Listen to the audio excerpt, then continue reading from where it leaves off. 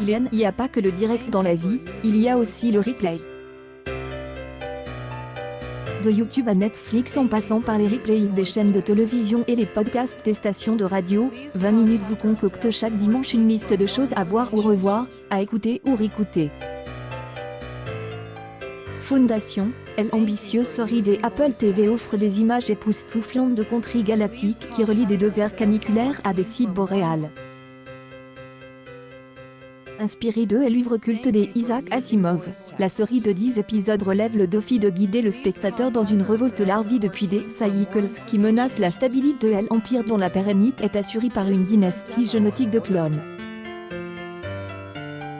Le régime repose sur un règne à 3 têtes, un adolescent, un adulte et un vieillard, des reproductions identiques du fondateur à 3 âges différents. La série reprend le personnage d'Ed Harris Eldon, Ed Harris, cher à l'œuvre originale, un mathématicien de génie à l'origine de la psychohistoire, qui a le pouvoir de voir l'avenir et d'influencer le présent. Un miroir futuriste et critique de nos sociétés contemporaines. Josh Corman cache un artiste en détresse sous son masque aux yeux rieurs. Derrière une petite vie bien rangée des instituteurs, Monsieur Corman se débat avec des angoisses grandissantes. Incapable d'avancer après sa rupture avec Megan, Juno Temple, ni de se réjouir pour le bonheur de ses proches, Josh, interprète par Joseph Gordon-Levitt, également créateur de la série diffusée sur Apple TV, glisse peu à peu dans l'anxiété. Sensible et pétique, parvient à mettre en image la submersion des angoisses et le vide qu'elles laissent après leur passage.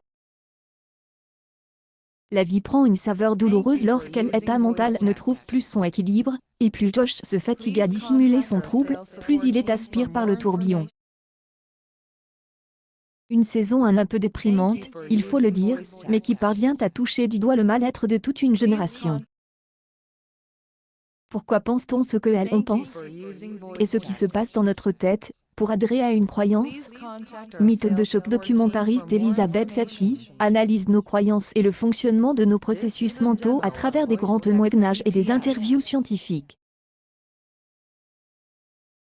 Ainsi dans l'univers des témoins de Jéhovah, dans la philosophie de l'éducation positive ou dans l'astrologie. C'est intelligent, passionnant et éclairant.